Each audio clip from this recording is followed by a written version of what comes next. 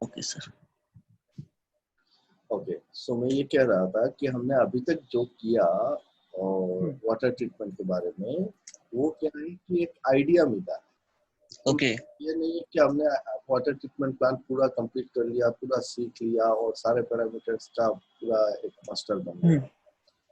अभी क्या है ओके। कि हमने सारे पैरामीटर्स देखे, उनके रेंज देखे, इम्प्योरिटीज देखा, कैसे आते हैं वो सारी चीजें समझी।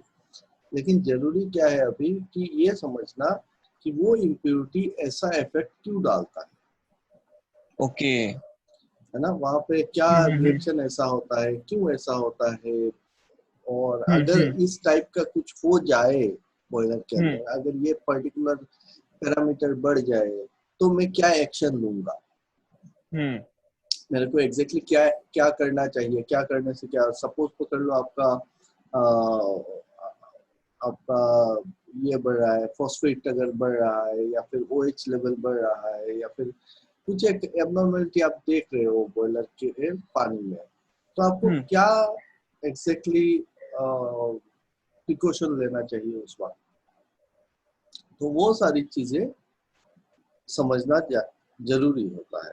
Anyways, okay. ये नेक्स्ट लेवल है। पहला तो ये वाला चीज खत्म करो, जो नॉर्मल जितना मैंने बताया है उतना भी मैक्सिमम लोगों को पता नहीं है। सही है। और पहले ये चीज को समझ लेते हैं, इसी से काम चलने के लिए काम चल जाएगा। लेकिन अगर आपको अच्छे से समझना है तो फिर इसके और डेप्थ में जाना पड़ेगा। ओके। एनीवेज, तो आज का हमारा टॉपिक रहेगा AFDC बॉयलर के सर्किट्स, और हम लोग सर्किट से शुरू करेंगे, स्कीमेटिक से। और बॉयलर के सर्किट्स में जब देखते हैं, वेरियस सर्किट्स को देखते हैं, तो इसमें आपको मिलता है स्टीम वाटर सर्किट, है ना। मिलेगा सबसे पहले, तो इसको स्टीम वाटर नहीं बोलते, मैं बोल दूं वाटर स्टीम सर्किट। कि पानी आएगा, बॉयलर है तो पानी आएगा और स्टीम बन के निकल जाएगा, ये एक सर्किट होगा, है ना।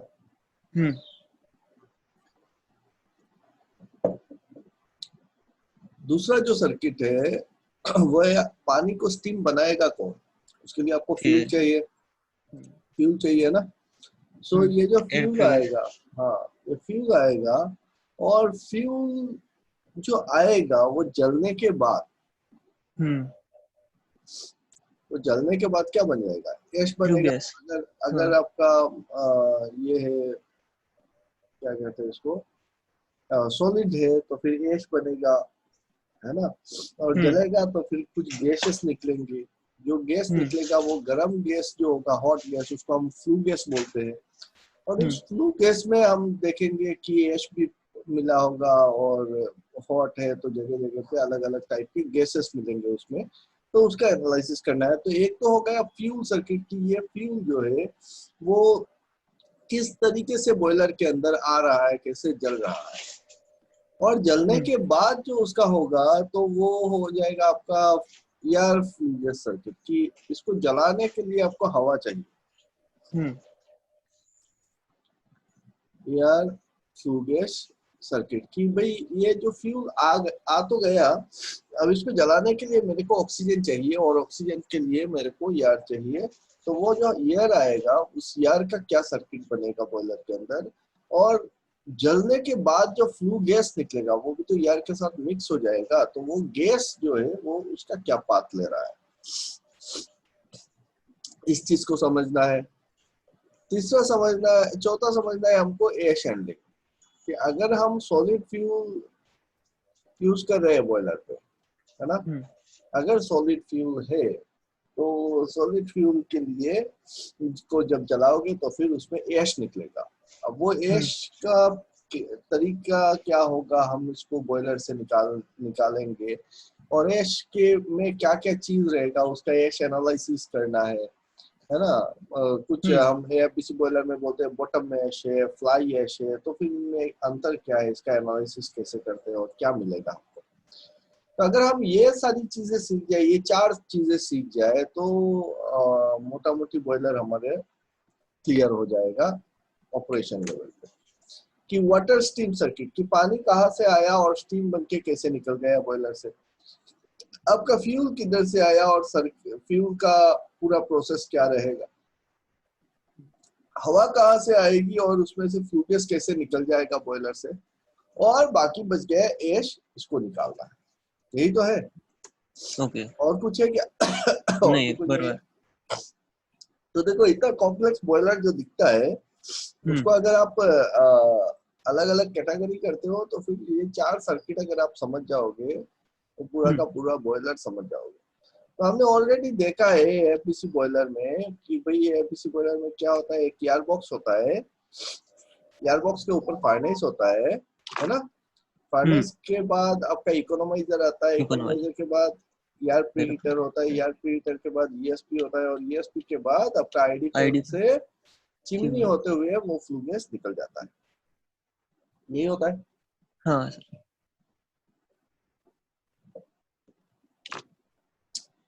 और क्या होता है, एक ड्रम रहता है और ड्रम में पानी भी होता है और स्टीम भी होता है।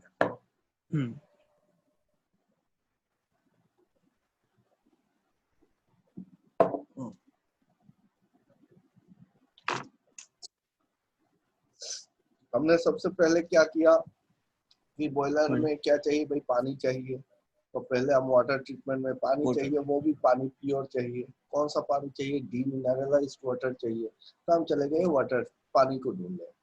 और पानी मिला कहाँ से हमको? रिवर से मिलेगा, ग्राउंड से मिलेगा, कहीं से हम पानी को उठाएंगे। तो हमने देखा कि भाई वाटर को, पानी को जो उठाए वो पानी साफ नहीं है, प्योर नहीं है। तो इसको प्योर करने के लिए हमने वाटर ट्रीटमेंट प्लांट लगाया और हमने बहुत सारे इक्विपमेंट्स लगाए, तो बहुत सारे केमिकल डोज किए, वो सारे हमने डिस्कस कर लिए ऑलरेडी। लाइम अलार्म पॉलीडोज कर दिए ताकि विजिबल इम्प्योरिटीज रिमूव हो जाए। उसके बाद हम इसको एमजीएफ पे लेके आए, पूरा साफ कर लिया। देन इसको आयरन को रिमूव किए, बैड ऑर्डर्स को रिमूव किए एक्टिवेटेड कार्बन फिल्टर में। फिर हमने आयन एक्सचेंज प्रोसेस से पानी को साफ कर लिया एसएससी और एसबीए के रेजेंस की मदद से, और एक डीगैसर यूनिट लगाया जिससे ब्लो करके हमने सारे गैसेस को निकाल दिया और मिक्स पेड लगाया, मॉर्फोलिन डोज किया। तो पीएच मेरा ठीक ठाक आ गया। पीएच कितना था? 8.8 से 9.2 के बीच में। हाँ, हमको पीएच चाहिए, वो पीएच मुझको मिल गया। अब डीएम टैंक से जो पानी को खींचेंगे डीएम ट्रांसफर पंप के थ्रू, ठीक है, डीएम ट्रांसफर पंप से हम किसको देंगे पानी? डीएरेटर में देंगे। तो हमने डीएरेटर में पानी दे दिया। अब डीएरेटर से पानी लेगा कौन? BFP, boiler feed pump. सो डीएरेटर के बाद लगेगा मेरा बॉयलर फीड पंप, ठीक है। और बॉयलर फीड पंप से वो पानी जाएगा इकोनोमाइजर पे, और इकोनोमाइजर से, इकोनोमाइजर के बाद क्या है? ड्रम में जाएगा। हाँ, स्टीम ड्रम में। इकोनोमाइजर के बाद जाएगा स्टीम ड्रम में। तो स्टीम ड्रम से निकल के, अब ये तो पानी चला गया स्टीम ड्रम में, है ना? हाँ। बोल रहे हैं स्टीम ड्रम। तो स्टीम ड्रम से वो पानी जो निकलेगा उस पाइपलाइंस को क्या कहते हैं हम लोग? ड्रम्स के डाउन कमर। डाउन कमर। तो डाउन कमर से होते हुए वो पानी जाएगा किसमें? रिंग हेडर में। Ring header, bottom ring, top ring header. हाँ, बॉटम रिंग हेडर और से सीधा नीचे आएगा, है ना? सो रिंग हेडर में आया, रिंग हेडर से वो कहा जाएगा? रिंग ट्यूब्स में जाएगा, है ना? रिंग ट्यूब्स बोलो या फिर बेड कॉइल्स बोल दो उसको। अब रिंग ट्यूब्स से होते हुए वो पानी क्या हो जाएगा, कहा जाएगा? हो जाएगा आपका वाटर वॉल में, है ना? आपके बॉयलर के दोनों तरफ अंदर फर्नेस के अंदर ऐसे रिंग लगे हुए और ट्यूब से वो वॉल के अंदर वर्टिकल ट्यूब्स लगे हुए हैं, वो हो गए आपके वाटर वॉल्स।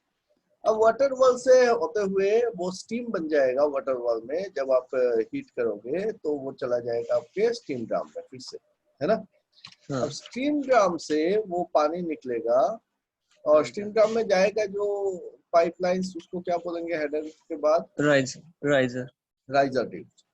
तो राइजर ट्यूब से वो निकला और चला गया स्टीम ड्रम में, और स्टीम ड्रम से जब निकलेगा वो कौन सा स्टीम होगा? Saturated steam. सेचुरेटेड स्टीम, ठीक है। अब सेचुरेटेड स्टीम जो है वो सप्लाई ट्यूब से होते हुए आएगा आपके किसमें आएगा, रेडियंट सुपर हीटर। कन्वेक्शन, हाँ सॉरी, रेडियल कन्वेक्शन। फाइनल होता है। तो कन्वेक्शनल सुपर हीटर में आएगा और कन्वेक्शनल सुपर हीटर से निकल के वो जाएगा कहाँ पे, ए टेम्परेचर और डी सुपर हीटर, ठीक है। ओके। कन्वेक्शनल से निकल के वो जाएगा डी सुपर, अच्छा ये पार्ट शायद से आपके वहां पे नहीं है, डी सुपर हीटर हाँ में नहीं नहीं है। है।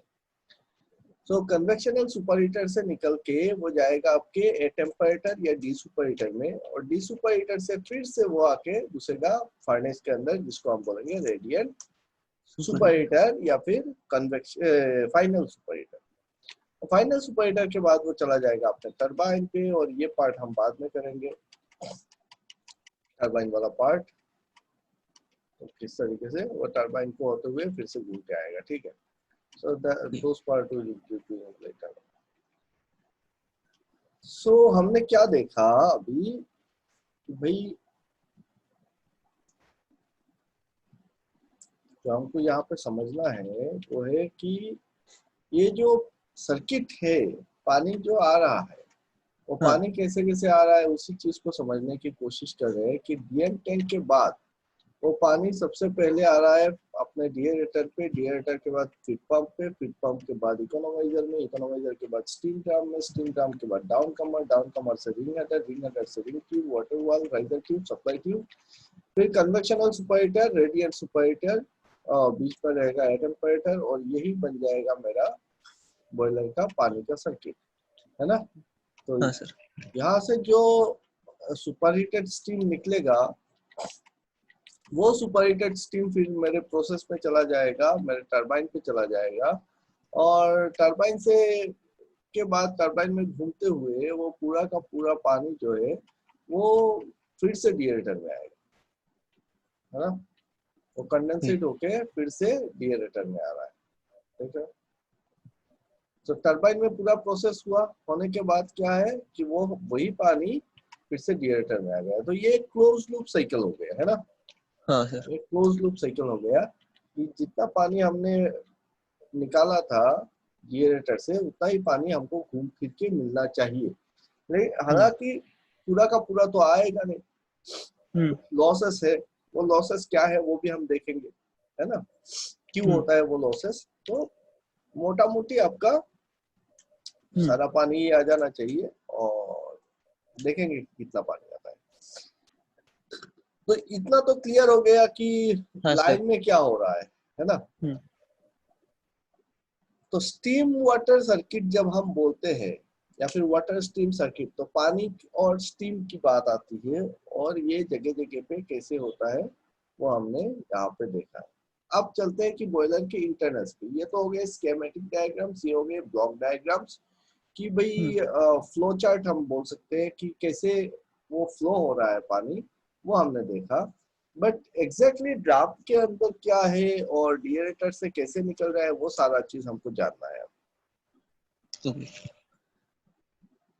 उसके लिए हम चलते हैं अपने बॉयलर पे। तो ये रहा मेरा बॉयलर का स्कीम, और जब हम इसके इंटरनल्स को खोलते हैं तो हमने देखा था कि भाई ये एयर बॉक्स होता है, और एयर बॉक्स में के अंदर अलग अलग कंपार्टमेंट में डिवाइड किए होते हैं एयर बॉक्स, है ना, सो दैट एक एयर बॉक्स का जो हवा है वो दूसरे में ना जाए।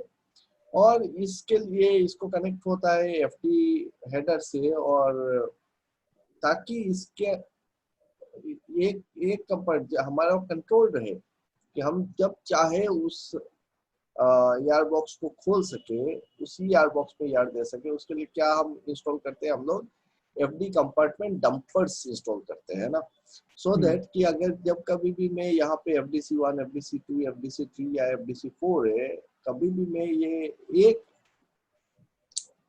कोई भी एक FDC को खोलूं तो उसी कंपार्टमेंट पे एयर बढ़ जाए, बाकी किसी में हवा ना जाए, है ना।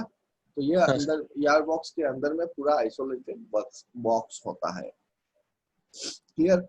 तो मैं अगर Clear, sir. दो नंबर को खोल दूं तो 2 नंबर में हवा आएगा, 3 नंबर को खोल दूं तो 3 नंबर में हवा आएगा, मैं 4 नंबर को खोल दूं तो 4 नंबर पे हवा आएगा। इसी तरीके से मैं पूरा कंपार्टमेंट मेरा हवा से भर जाएगा। अब ये जो कंपार्टमेंट में हवा भरने की बात है, 1 में भर रहा हूँ, 2 में भर रहा हूँ, 3 में भर रहा हूँ, मतलब हम क्या करते हैं कि किसी एक कंपार्टमेंट से शुरू करेंगे, है ना। बॉयलर लाइट अप जब करते हैं तो आपको पता है कोई भी एक कंपार्टमेंट से शुरू करते हैं। तो इन जनरल जो लाइट अप कंपार्टमेंट होता है नंबर 1 कंपार्टमेंट, उसी से कर सकते हो, नहीं तो उल्टा साइड से भी कर सकते हो। कभी क्या होता है कि 1 नंबर पे अगर कोई दिक्कत आ रही है तो हम 4 नंबर से भी शुरू कर सकते हैं Okay. Light up. कि कोई भी एंड का 2 कंपार्टमेंट हमारे लिए बराबर है, दोनों ही आइडेंटिकल है, सिर्फ क्या है कि इसमें आपका ओपन होल वगैरह, ओपन वगैरह या ऑयल सपोर्ट वगैरह अच्छे से रहता है। लेकिन 4 नंबर कंपार्टमेंट में भी आपका मैन होल रहता है और उसके थ्रू भी आप देख सकते हो, उसके थ्रू भी आप लाइट अप कर सकते हो। और दोनों बीच वाला कंपार्टमेंट से कभी लाइट अप करना नहीं है ना। तो लाइट हाँ अप के सर। लिए एंड का दोनों कंपार्टमेंट ही सही है, लेकिन जो लाइट अप कंपार्टमेंट होता है उसी को कंपार्टमेंट नंबर 1 कहा जाता है। तो हम जब लाइट अप करने वाले हैं तो हम एक कंपार्टमेंट पे लाइट अप करेंगे और उसका टेम्परेचर हाई करेंगे और फिर धीरे धीरे करके टेम्परेचर को डिस्ट्रीब्यूट कराएंगे, है ना। ओके। तो देखे हो लाइट अप, हाँ सर, लाइट अप देखा है। कुछ और समझ में आया? उसमें बेड मटेरियल फिलिंग करते हैं ना, वो नहीं समझ में आ रहा था। बेड मटेरियल यूनिफॉर्म कैसे फिल करते हैं वो नहीं तो जब क्योंकि हम, उस हाँ बोलो बोलो। क्योंकि उसमें जो कभी कभी जो हमारे जो सर थे वो कभी बेड मटेरियल डालते थे, उसके बाद आईडी बढ़ाते, फिर पीए फैन का सेटिंग करते थे, वो कंफ्यूजन हो रहा था। मतलब कब क्या करना है वो समझ में नहीं आया कि हाँ कभी बेड मटेरियल डलवा रहे हैं तो कभी बोल रहे हैं कि मत डालो। हाँ। एंड और उसके बाद क्योंकि वो झटका, उसके उनके टर्म में बोलते हैं ये झटका देते ही ऐसे ही कंपार्टमेंट चेंज कर देगा, फिर झटका होल्ड दे करते दो, हैं उस। हाँ झटका दे दो बोलते हैं, है ना। हाँ तो वो झटका क्यों देते हैं, क्या होता है ये हाँ झटका, है ना। हाँ हाँ। चलो समझते हैं वो झटका वगैरह क्या होता है, वो सारी चीजें समझते हैं। पहले तो सर्किट समझ ले। ओके। सो हमने देखा कि भाई ये ईयर बॉक्स के अंदर क्या होता है, हवा भर के रहता है और ये जो ईयर है यहाँ पे बॉक्स के अंदर आता है एफडी से, है ना। वो हम्म आके तो यहाँ पे रुक जाएगा हम्म फर्नेस के बटन में। तो हम्म फर्नेस के अंदर जाने के लिए हम क्या लगाते हैं, यहाँ पे एयर नोजल्स लगाते हैं। हम्म और इस पर्टिकुलर प्लेट को क्या प्लेट कहते हो, जिस प्लेट में आपका नोजल्स लगा हुआ है? Distribution plate. या डीपी प्लेट या डिस्ट्रीब्यूशन प्लेट बोला जाता है। और उसके ऊपर हजारों नोजल्स लगे हुए हैं अलग अलग। और उन्हीं नोजल्स के थ्रू क्या होता है, जब हवा यार कंपार्टमेंट में एयर आता है, वो एयर बॉयलर के अंदर जाता है, फर्नेस के अंदर जाता है। और उसी डीपी प्लेट में और क्या लगा हुआ है, कोल नोजल्स कूल लगे नोजल। हुए हैं जो हमारे पीए लाइन से कनेक्टेड है। लास्ट में हमने देखा था कि हम्म भाई ये जो पाइप है, ये पाइप इस तरीके से नीचे आएगा और इस तरीके से चला जाएगा। एक पार्ट इसका नीचे जाएगा ड्रेन के लिए और ये सीधा जाके इसमें लग रहा है। तो जो कोयला है वो कोयला इस तरीके से आएगा और इसके अंदर जाएगा, है ना। इसी तरीके से होगा। और ये कोयला का चांसेस नहीं है ताकि ये एयर बॉक्स के अंदर फिल हो, क्योंकि ये पूरा क्लोज एक पाइप ही है ना। एल शेप का, टी शेप का एक पाइप है जो नीचे तरफ ड्रेन जा रहा है, ऊपर तरफ कोयला घुस रहा है और हॉरिजॉन्टल लाइन से कोयला आ रहा है ना। क्लियर? डाउट क्लियर तो नहीं सर। है? नहीं सर। ओके। सो उसके बाद देखो हम क्या देखेंगे कि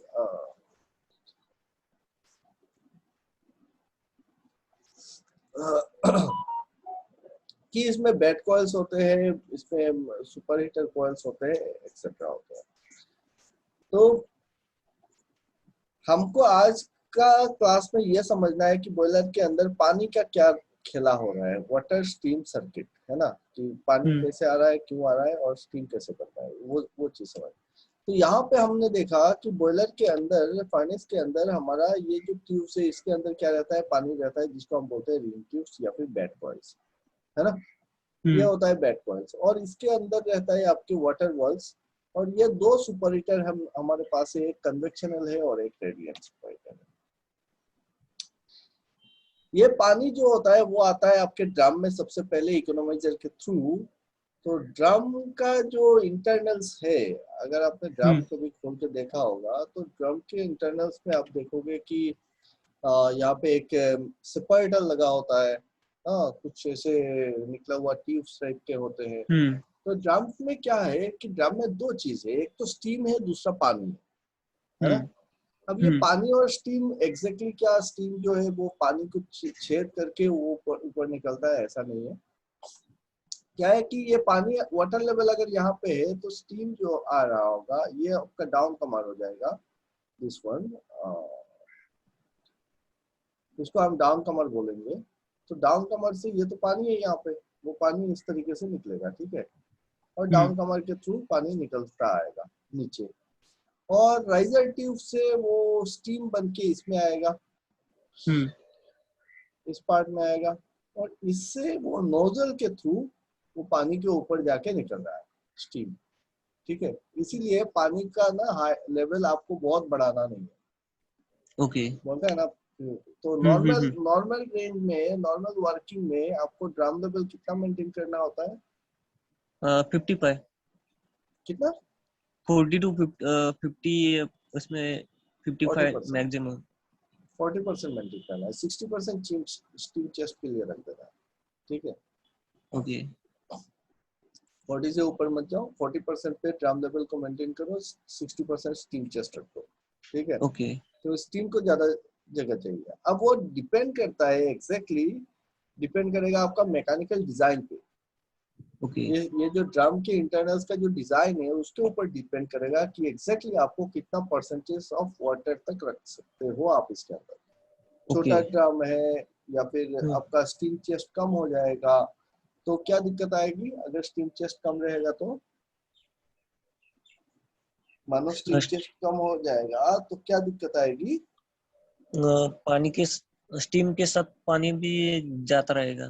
टेक्निकल टर्म बोलो ना, अभी तो सीख गए। कैरी ओवर हो जाएगा, कैरी ओवर हो जाएगा। कैरी ओवर से पहले और भी दिक्कत आएगी, प्राइमिंग, इसको बोलेंगे प्राइमिंग, प्राइमिंग है ना। हाँ, प्राइमिंग। तो प्राइमिंग का खतरा बढ़ जाएगा यहाँ पे, और मैकेनिकल इफेक्ट की वजह से, है ना। तो स्टीम चेस्ट हमको अच्छे से ध्यान में रखना चाहिए कि स्टीम चेस्ट 60% हो, 40% वाटर हो, और अगर आपके पास मैनुअल है तो आप देख सकते हो आपके बॉयलर के हिसाब से कितना रिकमेंडेड कितना है ना, ओके। अब देखो ये डाउन कमर के थ्रू पानी आएगा और स्टीम बन के वो फिर से ड्रम में चला जाएगा, ठीक है। स्टीम ड्रम का में बहुत सारे इक्विपमेंट्स लगे हुए हैं, उसको हम समझेंगे बाद में, आज का काम नहीं है। आज हमको देखना है कि पानी कहाँ से जा रहा है। तो फिर ये ड्रम के अंदर जो पानी होगा 40% नॉर्मल वर्किंग पानी, वो पानी क्या होगा, डाउन कमर से नीचे जाएगा, है ना। तो ये रहा मेरा डाउन कमर, और डाउन कमर से वो पानी नीचे जाएगा। तो नीचे कहाँ जा रहा है? नीचे जा रहा है आपके, ये रहे आपके हेडर्स, ये हो गए मेरे हेडर्स। और क्या क्या कौन सा हेडर है? ये बॉटम हेडर है। और हाँ, हेडर से ये कनेक्टेड है आपके जो बैक कॉइल से, या फिर आपके जितने सारे रिंग ट्यूब से, है ना। रिंग ट्यूब बोलो या फिर बैक कॉइल बोलो, इसमें वो पानी जाए भर के जाएगा। कहाँ से? ड्रम से पानी नीचे आया और नीचे से ये रिंग ट्यूब्स में भर गया। अब यहाँ पे जलेगी आग, है ना। यहाँ पे रहेगा हीट, और वो पानी क्या होगा, स्टीम में कन्वर्ट हो जाएगा, और फिर स्टीम बन के वो रेड वाला लाइन जो है वो है आपका वाल ट्यूब। ये वाल ट्यूब है जो आपके रिफ्लेक्टरी के अंदर है। इसके ऊपर क्या लगा देंगे? रिफ्लेक्टरी लगाएंगे, और इसी को कहते हैं वाल ट्यूब। और वाल ट्यूब से होते हुए वो स्टीम फिर से ड्रम में आएगा, है ना। हाँ सर। तो पानी निकला, नीचे गया, स्टीम बन के फिर से ऊपर आया। पानी निकला और फिर से स्टीम बन के ऊपर आया। यही तो प्रोसेस है, ठीक है। तो इसमें इसका जो टेक्निकल बातें हैं हम बाद में करेंगे, मैं पहले सिर्फ सर्किट्स को एक्सप्लेन कर रहा हूँ अभी कि हो क्या रहा है। सो ड्रम का सर्किट हमने समझ लिया, स्टीम और वाटर का ड्रम के साथ कनेक्टिविटी क्या है कि भाई जो डाउन कमर है, डाउन कमर से वो पानी नीचे आता है, यहाँ पे रिंग हेडर में आता है और रिंग हेडर से ये पानी ट्यूब में जाता है और यहाँ पे आग जलती है तो कन्वर्शन होता है और वो स्टीम बन के फिर से ड्रम के अंदर चला जाता है। इतना तो समझ ही गए। Okay sir. अब मेरे को बताओ कि ये जो सर्कुलेशन है यहाँ पे ड्रम में, इस सर्कुलेशन को कौन सा सर्कुलेशन बोलोगे? Natural circulation. नेचुरल सर्कुलेशन क्यों? क्योंकि वाटर कन्वर्ट होता है स्टीम में और उसकी डेंसिटी की वजह से ऊपर। यहाँ से देखो, ड्रम से जो पानी नीचे आ रहा है, ड्रम से पानी नीचे आ रहा है बाई ग्रेविटी, है ना? हाँ। ड्रम से पानी तो नीचे आएगा क्योंकि ड्रम ऊपर है और पानी हेवी है तो नीचे वो आएगा ही आएगा, बाई ग्रेविटी आ गया। और जब रिंग ट्यूब तक भर गया पानी और ये पानी पानी पानी रहेगा, लेकिन वो जब आप उसको कन्वर्ट करोगे, स्टीम बनाओगे, तो वो स्टीम क्या है, वो ऊपर चढ़ेगा ड्यू टू डेंसिटी डिफरेंस। यहाँ पे हम कोई पंप वगैरह कुछ नहीं लगा रहे हैं, है ना? हाँ सर। तो ये हो गया मेरा बॉयलर का ड्रम का सर्किट, नेचुरल सर्कुलेशन का। फ्लूइडाइजेशन बाद में करेंगे, फ्लूइडाइजेशन को बाद में समझेंगे, इकोनोमाइजर को समझते हैं। तो सबसे पहले पानी जो हमने देखा कि डिएरेटर में आता है और डिएरेटर से वो फीड पंप के थ्रू इकोनोमाइजर के अंदर आके घुसता है और इकोनोमाइजर से फिर वो जाता है ड्रम में। अब इकोनोमाइजर में क्यों देते हैं? पहले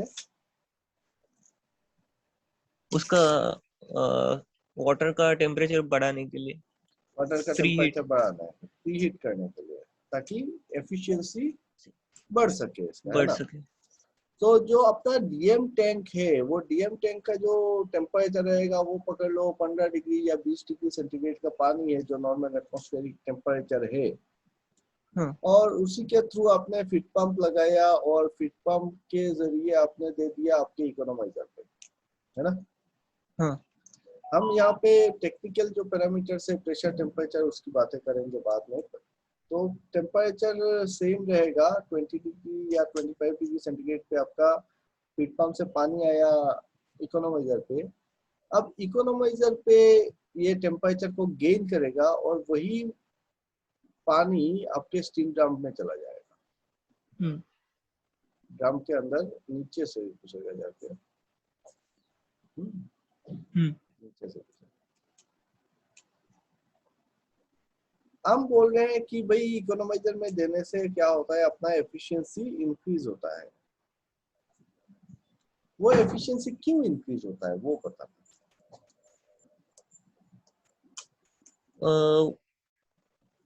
अगर हमने एफबीसी डायरेक्ट दे पानी हम प्रीहीट नहीं करते तो कोल ज्यादा लगेगा।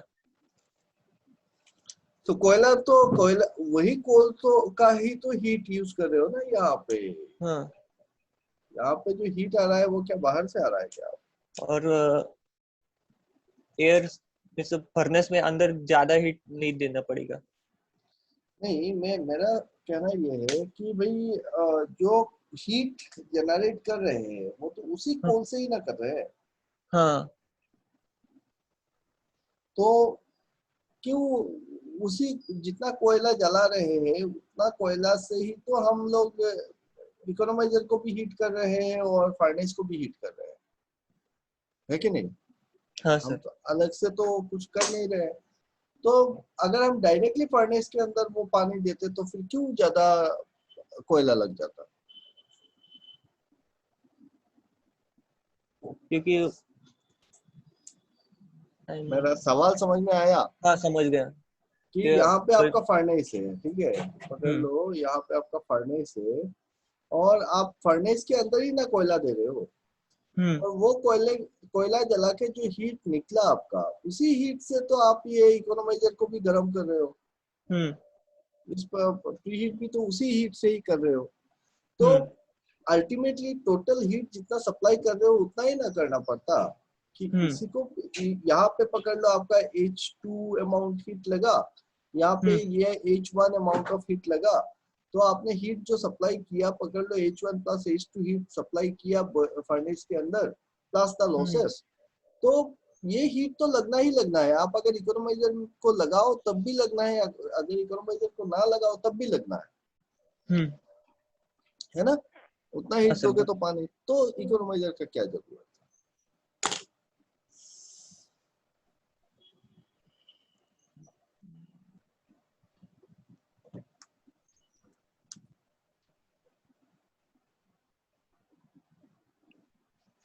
टेम्परेचर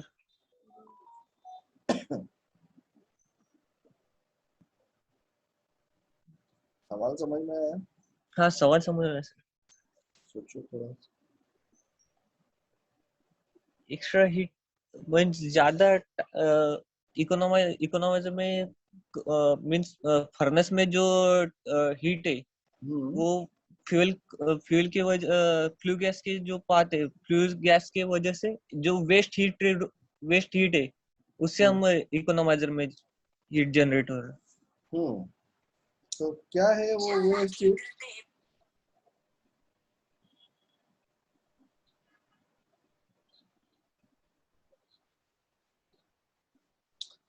देखो ये जब आप बॉयलर चला रहे हो, एफबीसी बॉयलर चला रहे हो, है ना, और फर्नेस पे आप जब आग जला रहे हैं तो ऐसा नहीं है ना कि ये क्लोज चैम्बर है।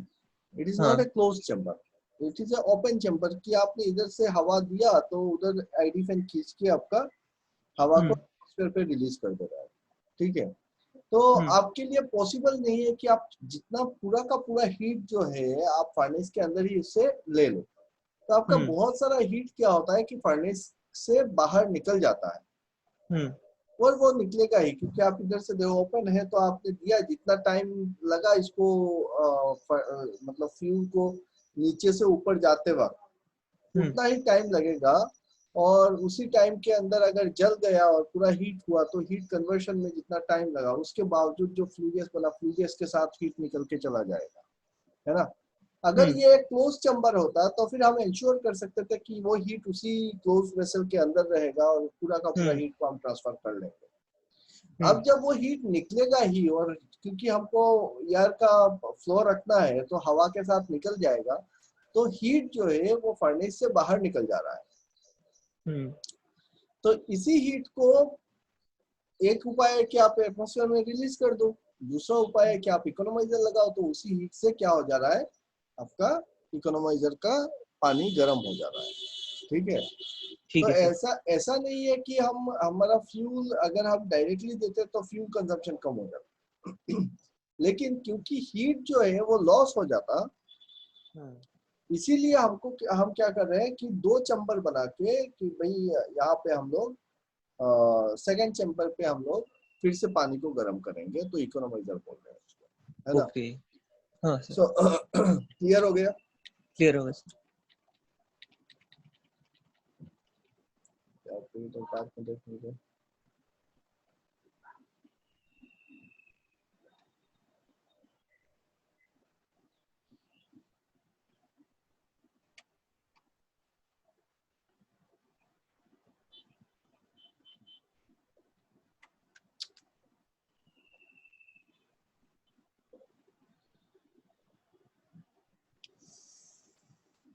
हाँ, स्टीम वाटर सर्किट। तो आज का जो अपना टॉपिक है वो क्या है, वाटर स्टीम सर्किट है।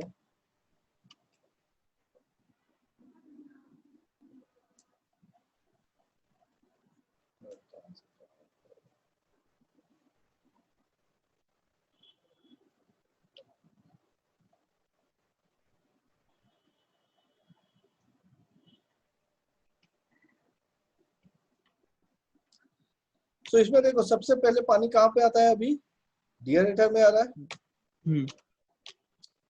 डिएरेटर के नीचे लगाते हैं हम लोग फीड पंप। तो डिएरेटर और फीड पंप के बीच में जो कनेक्शन है, उस लाइन पे अगर आप देखोगे तो वहां पे आपको सक्शन वाल्व मिलेगा, है ना। आइसोलेशन वाल्व रह भी सकता है, नहीं भी रह सकता है। या फिर डिएरेटर के बगल में देखोगे तो यहाँ पे आपको आइसोलेशन वाल्व नजर आएगा। इस साइड पे कुछ आइसोलेशन वाल्व हो सकते हैं, है ना। और एक पंप तो नहीं रहेगा, 2-3 पंप रहेगा। तो सारे का सारा हेडर में जाएगा और हेडर से फिर यहाँ पे आइसोलेशन वाल्व रहेगा। ओके, सो यहाँ पे एक फीड पंप का कनेक्शन हो गया, यहाँ से एक फीड पंप का कनेक्शन हो गया। पकड़ लो ये BFP1 है, सो BFP2, BFP3, इस टाइप से जितना बड़ा प्लांट होगा उतना ज्यादा नंबर ऑफ BFPs रहेंगे। और सारे के सारे क्या है कि डिएरेटर के साथ हो सकता है कि एक ही लाइन से आया और ये हेडर में आया, तो हेडर के बाद क्या रहेगा, यहाँ पे एक आइसोलेशन गेट रहेगा, है ना, वाल्व रहेगा। नॉर्मली हम लोग पकड़ रहे हैं क्या, हम सिंगल BFP दिखा रहे हैं यहाँ पे समझने की। ओके। और एक सक्शन वाल्व दिखा रहे हैं। तो ये रहा मेरा सक्शन वाल्व। अब बताओ कि BFP और डिएरेटर के बीच में सक्शन वाल्व के अलावा, आइसोलेशन वाल्व के अलावा और क्या चीज रहता है इंपॉर्टेंट इस पाइपलाइन पे, इंपॉर्टेंट और क्या चीज है? बहुत इंपॉर्टेंट चीज है इस पंप और डिएरेटर के बीच में।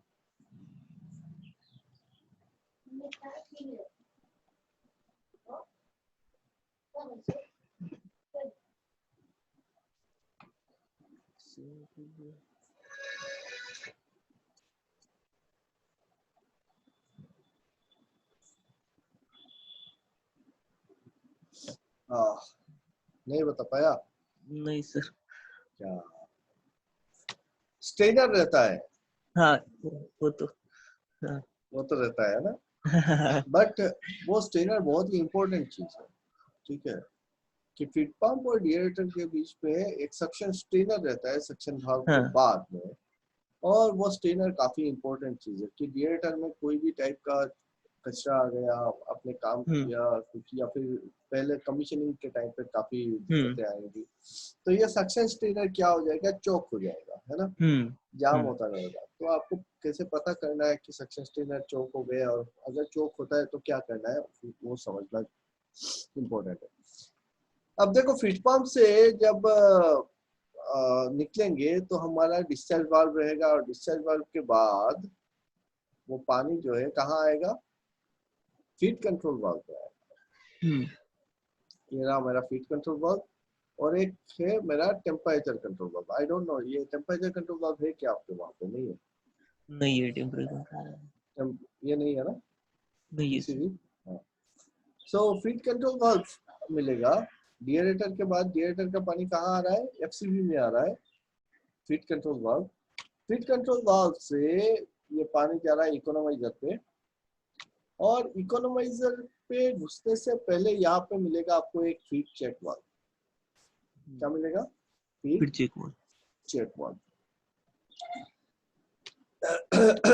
इकोनोमाइजर से वो पानी जाएगा स्टीम ड्रम में, और बाकी स्टीम ड्रम से निकल के वो जितना सारा है फर्नेस की तरह ये सारा होता रहेगा, है ना। सो अभी हम लोग ये देखना चाहते हैं कि भाई ये जो पानी आ रहा है डिएरेटर से इकोनोमाइजर तक, वहां तक पहले समझते हैं कि यहाँ पे क्या क्या चीज हो रहा है, यहाँ पे क्या क्या चीज हो रहा है। सबसे पहला चीज जो मैंने बोला इंपॉर्टेंट चीज क्या है, फीड पंप लगाए तो एक सक्शन वाल्व होगा। ये सक्शन वाल्व खुला रहना चाहिए कि बंद रहना चाहिए? ओपन रहना चाहिए। ये हमेशा ओपन रहना चाहिए, सक्शन वाल्व कभी बंद नहीं करना है फीड पंप का, ठीक है। उसके बाद रहता है एक सक्शन स्ट्रेनर। अब ये स्ट्रेनर चौक हो गया है कि ये साफ है, कैसे पता चलेगा? डिएरेटर से जो पानी आ रहा है उसके फ्लो अगर कम हो गया तो स्ट्रेनर चौक है। नहीं, फ्लो कम हो गया वो आपको पता कैसे चलेगा? आपको पता कैसे चलेगा कि फ्लो कम हो गया है? वो तो पाइप के अंदर है ना, आप थोड़ी ना देख रहे हो पानी। ना तो फीड पंप का फ्लो आपको बताएगा इसमें सक्शन का फ्लो, सक्शन में कोई फ्लो ट्रांसमीटर लगा है क्या? नहीं लगा है। नहीं लगा। तो कैसे पता करोगे कि ये स्ट्रेनर चोक है कि नहीं?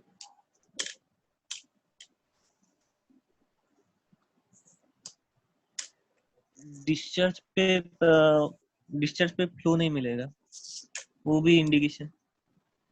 डिस्चार्ज पे फ्लो नहीं मिलेगा, अच्छा, और कुछ?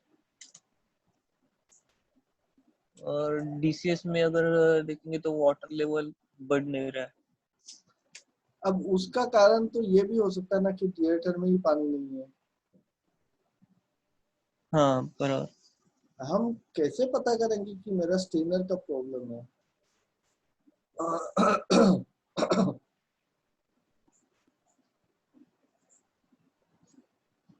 फ्लो नहीं मिल रहा है डिस्चार्ज पे, या फिर प्रेशर बिल्ड नहीं हो रहा है, वो तो पंप का भी प्रॉब्लम हो सकता है। तो पंप का प्रॉब्लम है, ना डिएटर में पानी नहीं है, ना स्टीनर का प्रॉब्लम है, तो वो कैसे पता करोगे आप?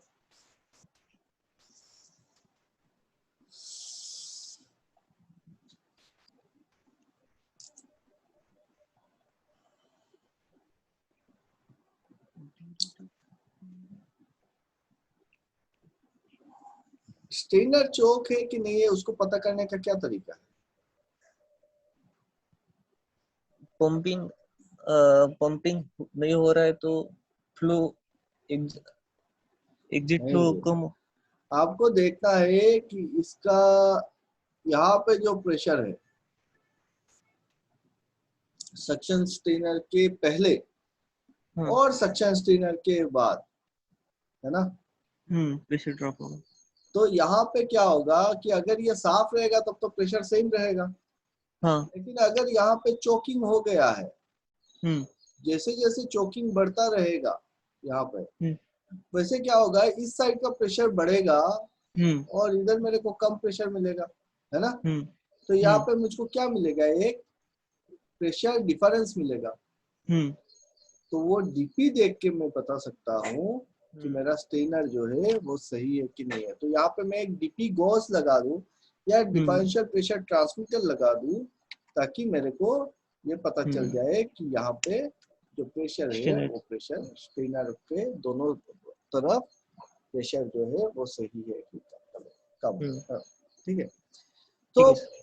कहीं पे भी अगर आपको स्टेनर लगा हुआ है, कहीं पे भी, वो प्रेशर। चाहे ऑयल लाइन पे हो, वाटर लाइन हम्म पे हो, ऑयल कूलर के लाइन पे हो, तो जहां जहां पे आपको स्टेनर मिलेगा, स्टेनर के अगर पहले और हम्म आखिर में, मतलब इधर सक्शन साइड में और डिस्चार्ज साइड पे आपको दो गेज मिलेंगे, या फिर एक डीपी गेज या फिर डीपी ट्रांसमीटर मिलेगा। हम्म आपको वो डीपी पता करना है कि कितना डीपी तक हम अलाउ कर सकते हैं, है ना? हाँ कि सर। 0.6, 0.2, 0.5 कितना तक हम अलाउ कर सकते हैं इसको, और उसके बाद इसको खोल के आपको साफ करना है ना? तो अगर ये डीपी ज्यादा बढ़ गया तो आपको इंतजार थोड़ी ना करना है कि मेरा हम्म डिस्चार्ज का प्रेशर घट जाए तब जाके मैं स्टेनर को खोलूंगा ना। हम्म उससे पहले आप चेंज ओवर ले लो, लेके स्टेनर को साफ करो और फिर से लगा दो इसको, है ना? हाँ सर। तो स्टेनर को चेक करने का क्या तरीका है? DP differential pressure. Differential pressure test, ठीक है। अब सेकंड इसमें आते हैं कि डिस्चार्ज वाल्व, ये डिस्चार्ज वाल्व खुला रहना चाहिए कि बंद रहना चाहिए? डिस्चार्ज वाल्व खुला रहना चाहिए। डिस्चार्ज वाल्व खुला रहना चाहिए ड्यूरिंग स्टार्टिंग में बोल रहा हूँ, ड्यूरिंग स्टार्टिंग में। जब मैं बीएफपी चला रहा हूँ तब का बोल रहा हूँ। अभी मेरा फिट पंप बंद है और मेरे को फिट पंप चलाना है। नहीं, पहले बंद करना है, प्राइमिंग। सोचो, सोच के बताओ।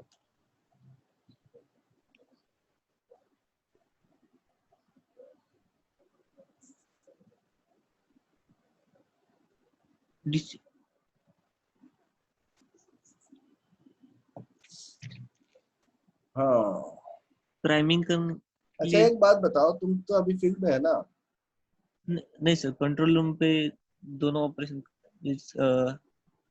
दोनों देखता है। क्या फील्ड पे भी फील्ड पे भी जो ऑपरेशन फील्ड पे सर डीसीएस के साथ हाँ डीसीएस भी चलाता है? हाँ, दोनों मीन्स एक ही जगह नहीं रखते, वे अलग अलग यूटिलिटी में भी जाना पड़ता है, हम्म। और यूटिलिटी में भी पूरा करना पड़ता है, और डीसीएस में भी।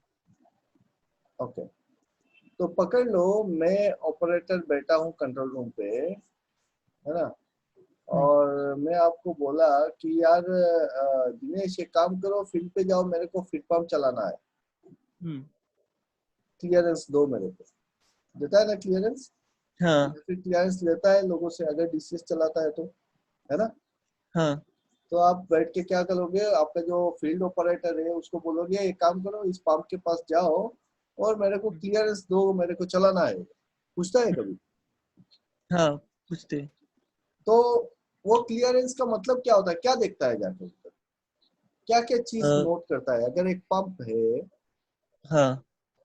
फीड पंप है या फिर पंप है कोई भी, तो हम्म वहां पे जाके क्या क्या देखता है? तो कि आप क्लियरेंस देते हो कि भाई हाँ एवरीथिंग इज ओके, आप चलाओ।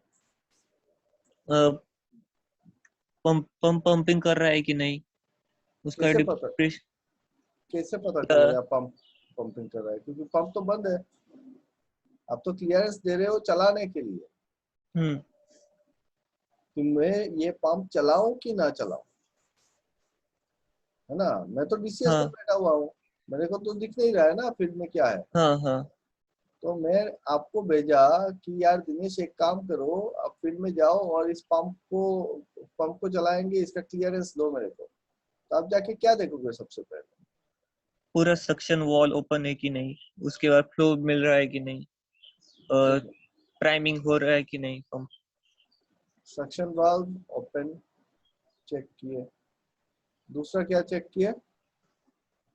डिस्चार्ज फ्लो फ्लो मिल रहा है कि नहीं, पंपिंग डिस्चार्ज? कर रहा है। डिस्चार्ज क्या बोला? डिस्चार्ज वॉल ओपन है कि नहीं, उसके बाद प्राइमिंग हो रहा है कि नहीं, डिस्चार्ज वाल्व ओपन, ओके। और प्राइमिंग हो रहा है कि नहीं। प्राइमिंग? हम्म तो प्राइमिंग क्या चीज है, कैसे देखते हो? अगर डिस्चार्ज हो नहीं रहा है, और मान लो पंप नॉइज कर रहा है, और इसमें एयर जो ड्रेन ओपन करते हैं तो ड्रॉप ड्रॉप एयर, और थोड़ी देर के बाद पानी आता रहता है, मीन्स कंटिन्यूअसली नहीं आता, तो एयर बबल, एयर पकड़ रही हो। यार पकड़ रहे हो बोल रहे हो। तो ये तो तब होगा ना जब आप पंप को चालू करोगे। हाँ मैंने तो अभी पंप चालू ही नहीं किया, मैंने आपको भेजा है कि पंप चालू करना है दिनेश, मेरे को क्लियरेंस दो। आपने क्लियरेंस दिया कहाँ पे? आप अभी हाँ गए हो जाके आप प्राइमिंग देख रहे हो, तो हाँ। प्राइमिंग तो तब देखोगे ना जब मैं चालू करूंगा। जब उसको मैंने पानी चालू, पहले पहले सक्शन से पानी लेंगे। फीड पंप को चालू करने से पहले आप क्या क्या चीज देख के क्लियरेंस दोगे?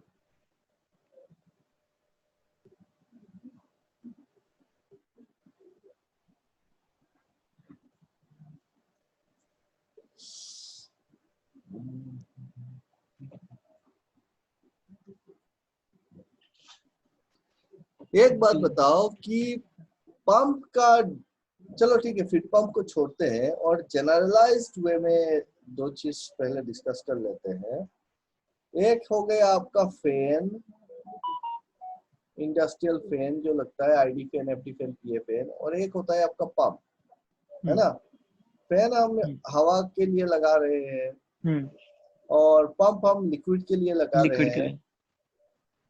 फैन, पंप, और एक चीज हम लगाते हैं, कंप्रेसर लगाते हैं ना। हम्म ये तीनों का अंतर क्या है? देखो फैन आप लगाते हो हवा के एयर लिए, के। ये लगाते हो, पंप लगाते हो लिक्विड के लिए, लिक्विड के लिए। कंप्रेसर भी गैस या गैस। फिर एयर के लिए, है ना। हम्म हम्म तो फैन भी एयर या फिर गैस के लिए लगा सकते हो, एग्जॉस्ट फैन वगैरह गैस निकालने के लिए, है ना। तो चलो पंप में और फैन में कंप्रेसर में ये, तो पंप के साथ तो डिफरेंस क्लियर है कि पंप जो है वो लिक्विड के लिए है और फैन और कंप्रेसर जो है वो गैस के लिए है, एयर के लिए। सवाल यह है कि फैन और कंप्रेसर में क्या अंतर है? कंप्रेसर में कंप्रेशन इज प्रेशर। तो कंप्रेसर में क्या होता है कि हम कंप्रेस करते हैं ताकि प्रेशर बढ़ जाए, है ना। पंप में क्या करते हैं, कंप्रेस करते हैं लिक्विड को ताकि प्रेशर बढ़ जाए। फैन में क्या है कि प्रेशर को नहीं बढ़ा रहे हैं, हम क्या बढ़ा रहे हैं, वॉल्यूम ऑफ एयर, फ्लो को बढ़ा रहे हैं, वॉल्यूम ऑफ एयर बढ़ रहा है, फ्लो बढ़ रहा है ना। अब बात यहाँ पे है कि ये तीनों को चलाने से पहले हमको क्या देखना चाहिए कि एक चीज तो होता है इसका सक्शन डंपर या फिर सक्शन वाल्व। सक्शन वाल्व बोलो या फिर सक्शन डंपर बोलो, डिलीवरी वाल्व बोलो या फिर डिलीवरी डंपर बोलो। अगर पंप है तो फिर हम वाल्व बोलेंगे और अगर फैन है तो हम डंपर बोलेंगे, है ना। तो फैन के केस में क्या होना चाहिए, जनरली कोई भी फैन हो कोई भी पंप हो तो वहां पे सक्शन डंपर जो है, सक्शन डंपर या फिर सक्शन वाल्व जो है वो क्या होना चाहिए, पंप के केस पे ओपन रहना चाहिए, फैन के केस पे क्लोज रहना चाहिए।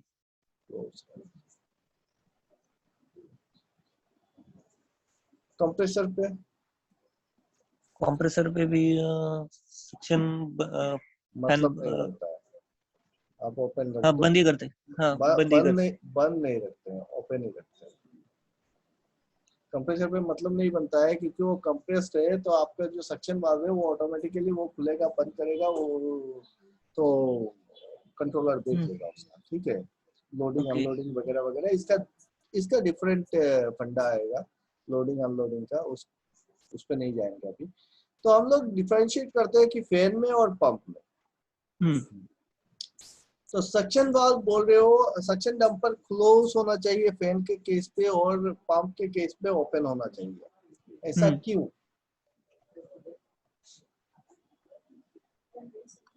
अगर उस फैन के केस में हम सक्शन डैम्पर ओपन रखे थे तो प्रेशर बिल्डअप बनेगा सक्शन लाइन पे, और उसमें उस केस में मींस प्रेशर एक्सेस प्रेशर हो जाएगा तो लाइन फट जाने की चांसेस हो सकते हैं। फैन की हवा से आपका इतना प्रेशर बना दे रहे हो और लाइन फट जाएगा, क्या बात है। एक तो होता है कि फैन में प्रेशर क्या रहता है, प्रेशर इंक्रीज ही नहीं होता है, हल्का सा प्रेशर रहता है, हाँ फ्लो ज्यादा होता है, वॉल्यूम ज्यादा होता है, लेकिन प्रेशर तो mmWc में रहता है। हाँ सर। तो कैसे लाइन फटा दोगे यार, और यहाँ पे आप 100 kg का प्रेशर बना देते हो फिर पंप पे, उससे लाइन नहीं फटता है। तो यार जब आप फैन को चलाते हो तो आपको सक्शन डंपर क्लोज रखना होता है और जब आप पंप को चलाते हो तो ओपन रखना पड़ता है। इसका फंडा क्या है कि पंप क्या किस लिए बनाया है, लिक्विड के लिए बनाया है, लिक्विड के लिए। तो अगर इस पंप के अंदर लिक्विड नहीं रहेगा ना फीड पंप के अंदर, और अगर आप चलाओगे ये 1 मिनट नहीं लगाएगा, इतना गर्म हो जाएगा, इतना हीट हो जाएगा इसमें कि इसका जो मैकेनिकल सील वगैरह है वो सारे डैमेज हो जाएंगे, तो पंप सीज हो जाएगा, उसको बोलते हैं पंप सीजिंग, है ना। पंप जो है वो सीज हो जाएगा, एकदम से घूमेगा और पूरा धुआं निकल जाएगा, आपका काम खत्म। इसीलिए आपको सक्शन वाल्व हमेशा ओपन रखना है पंप के केस में। पंप में कभी भी सक्शन वाल्व बंद नहीं करना है और ये इंश्योर करना है कि भाई जो लिक्विड है पानी है वो पानी सक्शन आ रहा है पंप, है ना, नहीं आएगा तो। अब बात करते हैं कि पंप की डिस्चार्ज की बात। तो डिस्चार्ज वाल्व क्या होना चाहिए, खुला होना चाहिए कि बंद होना चाहिए पंप में? पंप में डिस्चार्ज वाल्व ओपन होना चाहिए, डिस्चार्ज वाल्व क्लोज होना चाहिए। मींस प्राइमरी डिस्चार्ज अगर खुला रख दोगे तो ये तो सारा पानी यहाँ से खींचेगा और ये इधर लेके जाएगा, ये पंप जो है ना, मोटर जो है वो ओवरलोड हो जाएगा पहले। दूसरा है आपका प्राइमिंग का प्रॉब्लम। प्राइमिंग का जो प्रॉब्लम बोल रहे हो आप, इधर डिस्चार्ज से अगर आप पूरा खोल देते हो तब तो ये यार का जो यार पॉकेट बना हुआ है वो रह जाएगा, कहाँ से उड़ेगा। तो आपको जो पंप को चलाना है, पंप को चलाने के टाइम पे आपका सक्शन क्या होना चाहिए, खुला होना चाहिए। डिस्चार्ज आपका क्या होना चाहिए, बंद होना चाहिए। अगर आप डिस्चार्ज को खोल दोगे ना तो आपका पंप ट्रिप कर जाएगा तुरंत। पंप का पकड़ लो, आपका CW पंप है, ठीक है, CW पंप है और उसको आप चलाते हो और तुरंत आप इसका डिस्चार्ज खोल के देखना, ये तुरंत ट्रिप कर जाएगा। हाँ, तुरंत नहीं खोलते हो ना, थोड़ा देर तुरंत बाद नहीं खोलते बोलते। हो। क्यों खोलते हो, ताकि आप इसको टाइम देते हो स्टार टू डेल्टा कन्वर्शन में, ताकि ओके। सप्लाई जो है वो स्टार से डेल्टा बन जाए, तब जाके आप खोलते हो, ताकि उसका जो करंट है, इनिशियल करंट, उससे वो कम करंट लेना शुरू करे। ये होता है 1 नंबर फंडा। ओके। कि अगर आप पंप का सक्शन और डिस्चार्ज खोल के चलाते हो तो सबसे पहला चीज जो होगा वो तो मोटर ओवरलोड हो जाएगा। क्योंकि मोटर ऐसे ही स्टार्टिंग करंट जो है वो 2.5 to 3 टाइम्स ज्यादा लेता है नॉर्मल वर्किंग से। अगर आप उसको डायरेक्ट लोड पे रख के चालू करोगे तो फिर मोटर का ओवरलोड होना एकदम पक्का है, ठीक है। आपको पता भी नहीं चलेगा, आप बोलोगे यार मैं चला रहा हूँ, ये चल नहीं रहा है, लेकिन गलती आप कर बैठे हो कि आपने डिस्चार्ज खोल के रखा है या फिर आपके ऑपरेटर ने डिस्चार्ज खोल दिया है जल्दी से। तो उतना टाइम देना चाहिए जब तक मोटर क्या हो कि डेल्टा पे ना आए, है ना, तब जाके आपको डिस्चार्ज खोलना है। तो आपका मोटर कभी ट्रिप नहीं करेगा चलने के बाद, ठीक है। पंप अब डिस्चार्ज को खोलने से पहले फिर आपको ये भी देखना है कि यार जो डिस्चार्ज लाइन पे जो आपका क्या कहते हैं इसको, जो कंप्रेशन हो रहा है उसमें यार पॉकेट बन रहा है कि प्रेशर सही ढंग से बन रहा है कि नहीं बन रहा है ना। तो प्रेशर को चेक करने के लिए आप क्या करोगे कि आपका डिस्चार्ज वाल्व से पहले ही आपको यार रिलीज वाल्व रहेगा, तो यार रिलीज वाल्व खोल के देख सकते हो, है ना। और फीड पंप के केस पे क्या है, अब बात यहाँ पे आती है कि यहाँ पे फीड पंप पे रेडिएटर का प्रेशर रहता है 1.5 kg। तो आपका जो सक्शन प्रेशर होगा वो 1.5 kg का होगा सक्शन प्रेशर, और डिस्चार्ज में हम बनाते हैं 100 kg 100 kg का, इतना ज्यादा अंतर है। और अगर हम ये डिस्चार्ज को बंद रखे तो ये इम्पेलर को एक तरफ ठेल देगा, है ना। तो यहाँ पे 2 और लाइन आते हैं जिसको आप क्या बोलते हो, एक होता है mechanical balancing line, balance leak of line, ताकि वो सक्शन और डिस्चार्ज दोनों साइड में बराबर का प्रेशर बनाए ताकि इम्पेलर आपका शिफ्ट ना हो। दूसरा चीज होता है minimum recirculation, MRC line, minimum recirculation line की एक लाइन आपका डिस्चार्ज से ना सीधा फिर से रेडिएटर पे चला जाएगा, या फिर आप बोलो ऑटो रिसर्कुलेशन लाइन, ताकि जब आपका ये डिस्चार्ज वाल्व खुला नहीं है तो फिर एक मिनिमम फ्लो होता रहे, ठीक है।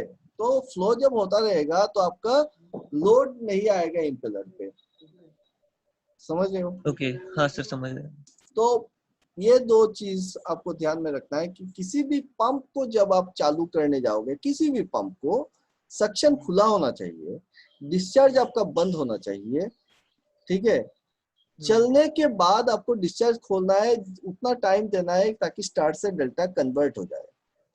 फैन के केस पे उल्टा है, फैन के केस पे आपको सक्शन भी बंद रखना है और डिस्चार्ज भी बंद रखना है, ठीक है। फैन के केस में सक्शन डंपर और डिलीवरी डंपर दोनों को बंद रखना है। ऐसा क्यों, क्योंकि ये तो फैन है, फैन तो ऐसे ही घूमेगा, हवा में ही घूमेगा, इसके लिए थोड़ी ना जरूरत है। आपको ये कॉम्पैक्ट नहीं है ना, ये तो फैन इसके अंदर घूमता रहेगा, है ना, ये गर्म होने वाला नहीं है, कुछ नहीं है। लेकिन फैन का अगर आप सक्शन डिस्चार्ज खोल देते हो तो क्या होगा, वही सेम फंडा आएगा, आपका मोटर ओवरलोड पे ट्रिप कर जाएगा। तो मोटर ओवरलोड ना हो इसीलिए हम लोग सक्शन और डिस्चार्ज डिलीवरी दोनों बंद रखते हैं, एक बंद रखने से अगर कॉम्पैक्ट हो जाता है, आप पकड़ लो सक्शन खुला रख दिए, तो ये तो फैन है तो हवा तो खींचेगा ना। सही है। तो इसीलिए सक्शन को भी बंद रखो, डिलीवरी को भी बंद रखो ड्यूरिंग स्टार्टिंग।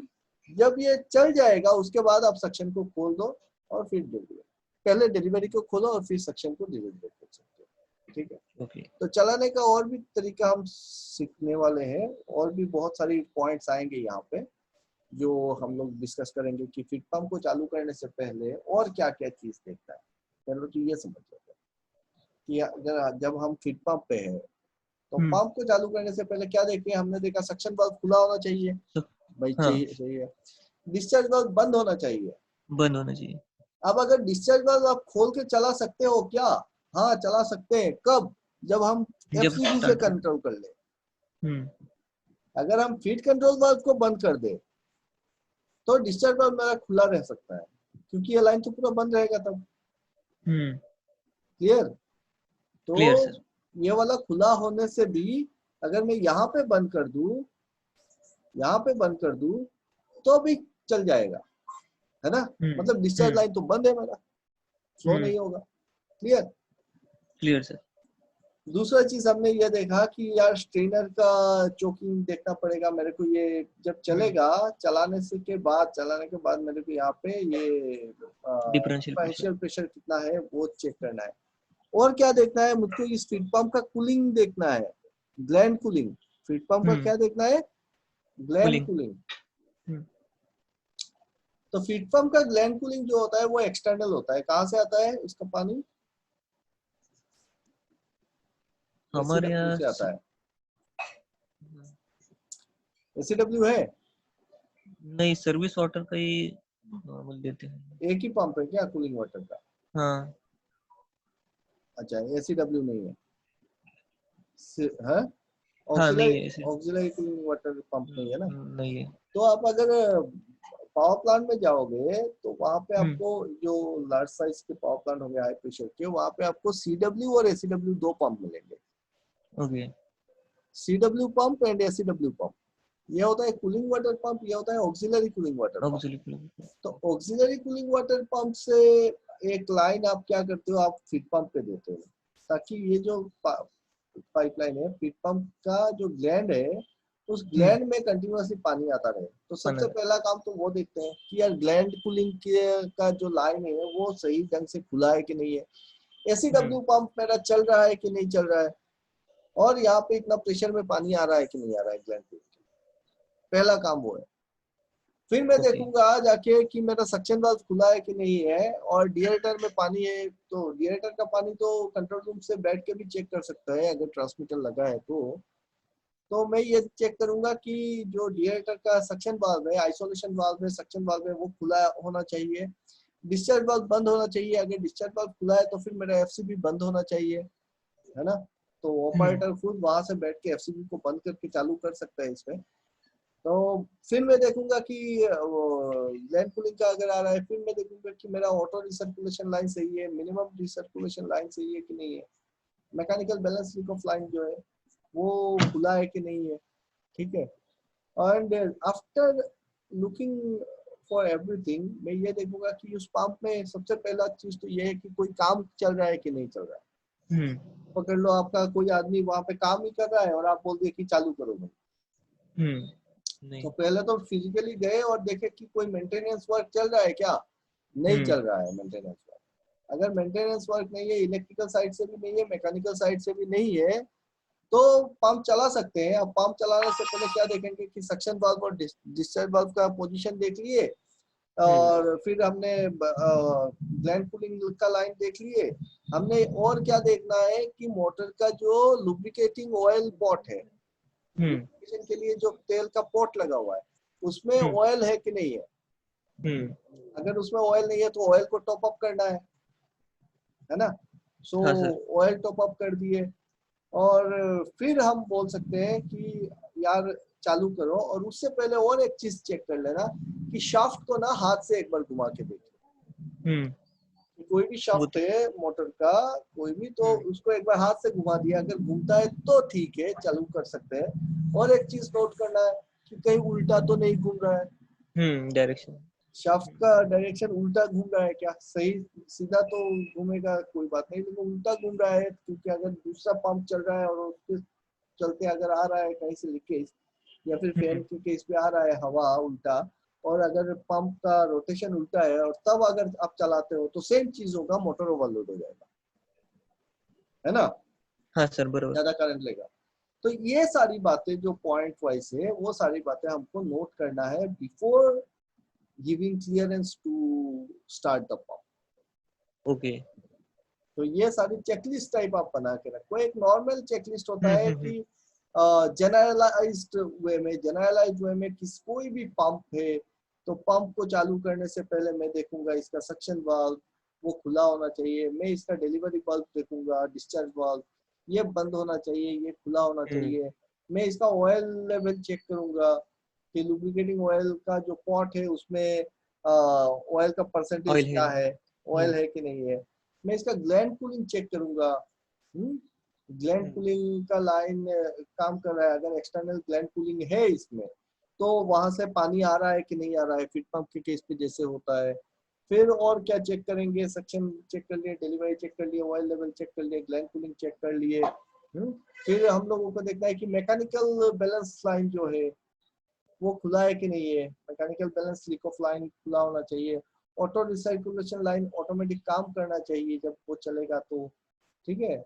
और यही सारी बातें देखते हैं कि पानी आ रहा है कि नहीं आ रहा है, टैंक में पानी है कि नहीं है, पानी आ रहा है कि नहीं आ रहा है इसके सक्शन तक। और अब मैं निश्चिंत होकर मैं बोल सकता हूँ कि हाँ भाई मैंने सारा चेक कर लिया है, एवरीथिंग इज ओके, आप चालू करो, ठीक है।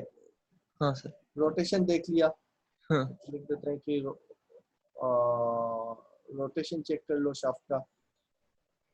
शाफ्ट का रोटेशन हाथ से एक बार घुमा के देख लिए, शाफ्ट उल्टा घूम रहा है कि नहीं घूम रहा है वो भी देख लिए। अब मैं एकदम निश्चिंत होकर मैं अपने ऑपरेटर को बोल सकता हूँ कि सर आप चालू कर सकते हैं, कोई दिक्कत नहीं है फिर पंप।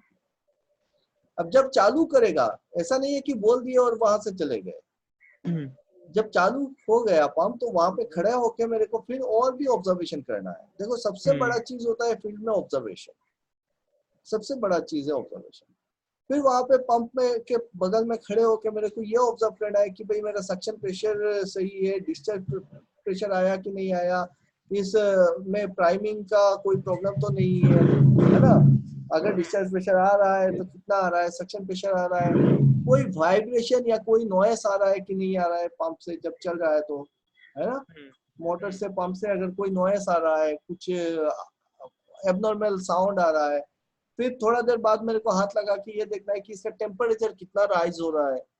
तो ऐसा नहीं है कि पंप को चालू कर दो बोले और हम चले गए यार सब कुछ तो सही है, फिर पंप उड़ गया और फिर एनालिसिस कर रहे हैं कि क्या हो गया था, सब कुछ तो सही था और पता चला कि सक्शन वाल्व ये सारी बातें सही थी, लेकिन यहाँ पे जो आइसोलेशन गेट था वो किसी ने बंद करके रख दिया था, तो इसी के चलते प्रॉब्लम हो गया, है ना। तो ये हर एक चीज, हर एक पॉइंट को हमको ऑब्जर्व करना होता है फील्ड में और अपने दिमाग पे सेट करके रखना होता है। और ये जबरदस्ती नहीं है, जब आप पंप को देखोगे, रोज देखोगे और उसका सारी चीजें जानोगे तो ये ऑटोमेटिक सेट हो जाएगा। जैसे ही आप पंप के पास जाओगे तो वो सारी चीज जगह पे आपका हाथ जाएगा ऑटोमेटिकली। फील्ड पे घूमते हैं तो देखना, जो सीनियर होते हैं तो वो मशीन के बगल से जाते हैं तो एक बार हाथ लगा के देखते हैं यार उसको हाथ लगा के टच करने का क्या है, तो वो मशीन के बगल से जाते हैं और जब कभी भी हाथ लगा के देखते हैं ना तो वो मशीन हमसे बात करता है, ठीक है। वो क्या बात होता है कि उसका वाइब्रेशन चेक करते हो, उसका टेम्परेचर चेक करते हो, एक ऑटोमेटिकली एक प्रैक्टिस बन जाता है। किसी भी मशीन के बगल से जा रहे हैं तो उसको थोड़ा सा हाथ लगा के देखे, इसका टेम्परेचर क्या है, इसका वाइब्रेशन क्या है, इससे कोई नॉइस आ रहा है कि नहीं आ रहा है ना। तो ये प्रैक्टिस बन जाता है, हैबिट बन जाता है सारे ऑपरेटर्स का, सारे इंजीनियर्स का। और उसी तरीके से हमको पता भी चल जाता है कि मशीन, और ऐसा भी होता है ना कि मशीन बात करता है, ठीक है। आप जितना मशीन से प्यार करोगे, मशीन के नजदीक रहोगे तो देखोगे कि वो मशीन आपसे बात कर रहा है, मशीन भी आपकी वर्जन को समझने लगेगा, ठीक है। सो ये हो गया मेरा फीड पंप की बातें। अब फीड पंप से निकले, यहाँ पे 1.5 kg का प्रेशर, यहाँ पे मेरे को डिस्चार्ज में मिल रहा है 100 kg का प्रेशर, और वो 100 kg निकल के कहाँ पे जाएगा, ये जाएगा मेरे इकोनोमाइजर पे। बीच में क्या लगा है, एक टेम्परेचर कंट्रोल वाल्व लगा है और एक प्रेशर फ्लो कंट्रोल वाल्व लगा है, ठीक है। तो अगर मैं एफसीबी खोल देता हूँ तो ये पानी इधर चला जाएगा और यहाँ पे हम लगाएंगे एक फीड चेक वाल्व। अब बताओ कि बॉयलर में फीड चेक वाल्व का क्या जरूरत है इकोनोमाइजर से पहले?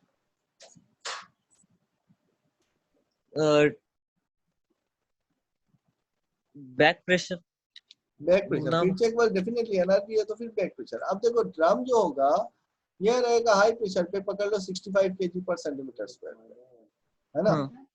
और इधर तो आपका कितना है 100 kg पर सेंटीमीटर स्क्वायर है। लेकिन पकड़ लो आपका पंप बंद हो गया और ये लाइन पूरा का पूरा खुला है, हीट पंप बंद हो गया और लाइन पूरा खुला है, तो डिएरेटर आपका कितने पे है 1.5 kg पे। तो डिएरेटर 1.5 kg के ये 65 पे है और ये पूरा लाइन ओपन है, तो क्या होगा, ड्रम से सारा पानी उल्टा डिएरेटर की तरफ फ्लो करेगा। इसी को रोकने के लिए हम क्या करते हैं, यहाँ पे फीड चेक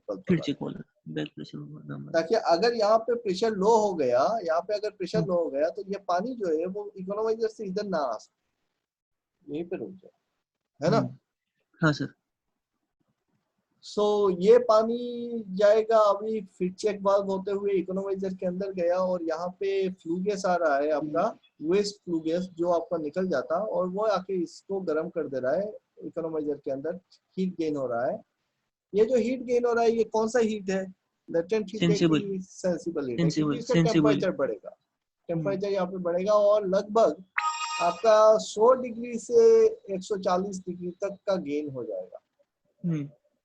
100 से 130, 140, 120 इतना टेम्परेचर आप गेन करा दोगे आपके इकोनोमाइजर के अंदर, और वो पानी जो है वो जाएगा ड्रम में, है ना। तो यहाँ पे इकोनोमाइजर के अंदर आपको एक चीज ध्यान रखना है कि आपका जो पानी है वो कभी वेपर ना बने। आपको हमेशा यहाँ पे वाटर ही चाहिए। अब क्यों वाटर ही रहेगा, क्योंकि आप तो 100 kg पे रख ही रहे हो प्रेशर। तो जब 100 kg पे रख रहे हो तो फिर ये इसका वेपर बनने का मुश्किल है, बट स्टिल वो इंश्योर करना है आपको, क्योंकि अगर यहाँ पे वेपर बन गया तो ये फिर बैंड में जो एयर पॉकेट बन जाएगा उसको निकाल नहीं सकते हो, फिर मुश्किल हो जाएगा, है ना। बैंड में जाके एयर पॉकेट बैठ जाएगा। तो ये पानी सेचुरेटेड पॉइंट पे, सेचुरेशन पे जाके ड्रम के अंदर जाएगा, क्योंकि आप ठंडा पानी ड्रम में नहीं दे सकते हो, ड्रम का टेम्परेचर हाई है, 260, 270, 280 डिग्री का टेम्परेचर है। आप ठंडा पानी दोगे तो यहाँ पे क्या होगा, हैमरिंग होगा। अब वो पानी जो है 280 डिग्री का, 260 डिग्री का, वो पानी नीचे आएगा, गर्म पानी ही आ रहा है, और आके यहाँ पे क्या हो रहा है, टेम्परेचर मिल रहा है तो स्टीम बन रहा है। अब ये जो स्टीम बन रहा है, यहाँ पे जो हीट गेन हो रहा है वो कौन सा हीट हो रहा है, इसको फर्नेस के अंदर। हाँ, फर्नेस के अंदर लेटेंट हीट गेन हो रहा है, क्योंकि ये पानी से स्टीम बन रहा है। अब वो स्टीम चला जाएगा आपका ड्रम में, और फिर ड्रम में जो स्टीम गया वो तो स्टीम जाके ऊपर तरफ आ गया डेंसिटी डिफरेंस की वजह से। ये स्टीम क्या है, ये सेचुरेटेड स्टेट पे है, सेचुरेटेड स्टेट पे, है ना। अब सेचुरेटेड स्टेट से ये जो पानी निकलेगा वो आएगा किसमें, पहले आएगा मेरा क्या कहते हैं, कन्वेक्शन सुपर हीटर में, प्राइमरी सुपर हीटर, और उसके बाद एटेम्परेटर, और उसके बाद रेडियंट सुपर हीटर, ठीक है। अब इसको कन्वेक्शनल सुपर हीटर क्यों कहते हैं और इसको रेडियंट सुपर हीटर क्यों कहते हैं, ठीक है।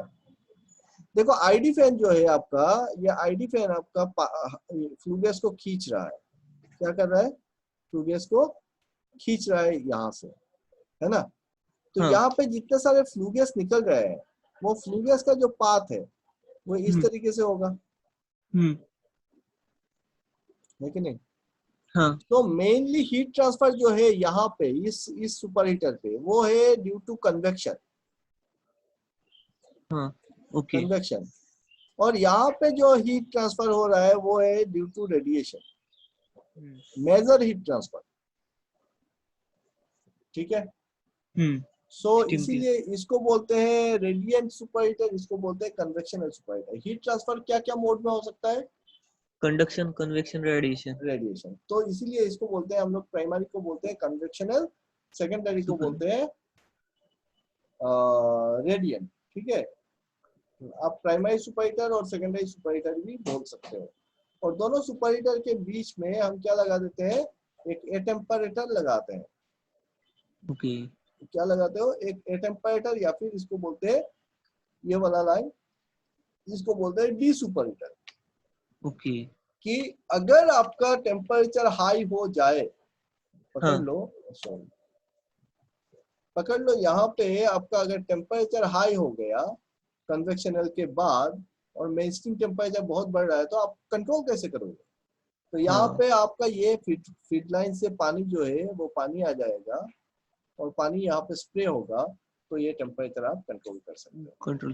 ओके। ठीक है, ओके। यहाँ से पानी आके स्प्रे करेगा, और अब स्प्रे करने के बाद हो सकता है ना कि वाटर ड्रॉपलेट्स आपके चला जाए टर्बाइन में, तो इसीलिए इसको हम्म। बीच में रखते हैं कि वाटर स्प्रे किए और उसके बाद हम क्या कर रहे हैं, फिर से एक बार उसको सुपरहीट कर दे रेडियंट सुपर हीटर में सेकेंडरी में, ताकि ये ओके। पूरा ड्राई हो जाए फिर से, है ना। ओके। हाँ। तो ये ड्राई हो गया। अब ये पानी आपका मेन स्ट्रीम स्टॉप वाल्व तक पहुंच जाएगा स्टीम बन के, है। हम्म। और यहाँ पे जाने से पहले आप देखोगे एक तो स्टार्टअप वेंट वाल्व या फिर मेन स्ट्रीम हम्म। वेंट वाल्व लगाते हो, है ना। और क्या हम्म। लगाते हो, मेन स्ट्रीम स्टॉप वाल्व से पहले सेफ्टी सेफ्टी वाल्व लगते सेफ्टी हैं। कंट्रोल। कितने सेफ्टी वाल्व होते हैं मेन स्ट्रीम लाइन पे या फिर ड्रम पे? स्टीम ड्रम पे 2 सेफ्टी वॉल दिए है। और मेन स्ट्रीम लाइन पे एक, ठीक है। एक। तो टोटल 3 सेफ्टी वाल्व होते हैं। एक होता है आपका मेन स्ट्रीम लाइन पे जिसको हम लाइन सेफ्टी बोलते हैं, और 2 होता है ड्रम सेफ्टी जिसको हम ड्रम में लगाते हैं। Okay, okay sir. सो आज के लिए इतना। हम्म। हम लोग नेक्स्ट क्लास में और थोड़ा इसको एडवांस लेवल पे समझेंगे, इसके पैरामीटर्स को समझेंगे, ठीक है। ठीक है। Okay, bye bye. Thank you sir.